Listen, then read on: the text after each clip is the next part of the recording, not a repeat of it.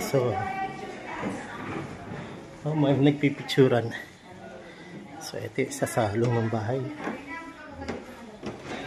Oo, ganda ng siling.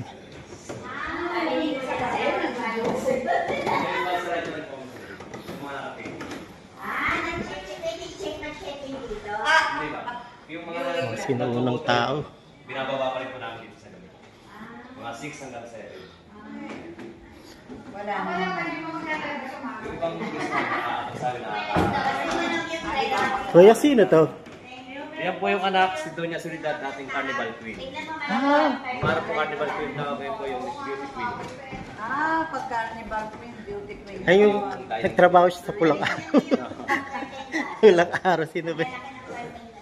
So, ito yung mga... Well, na mesa nila. Ano nga po yan? Oh, ganda. Ang ganda mo. Ito po yung mga gamit nila. Mga original. Original yan, ang ganda. Pinaramisan ng walang ganda. Yan nga po yung kanilang lutuan. Tsaka CR. Dito? Pati sapatos, mabudong. So, ito yung view. Oh, ganda. Lutuan daw din eh, lutuan. Kaya baka may kanin. Ay, ito yung CR. Si ate nga, ba may, Ayan. may bathtub.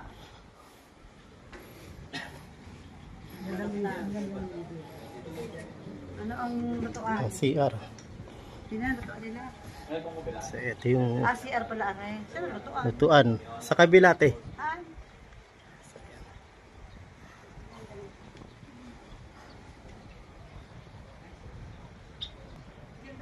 Hello.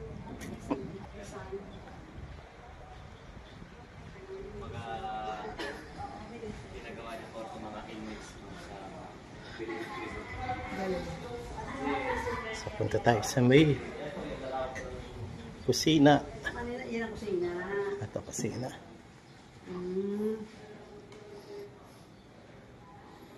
Ano yan? Ano yung mahabang yan? Ano to? Hindi ko na. Baka ano na. So, ito yung baba. Ayun likod.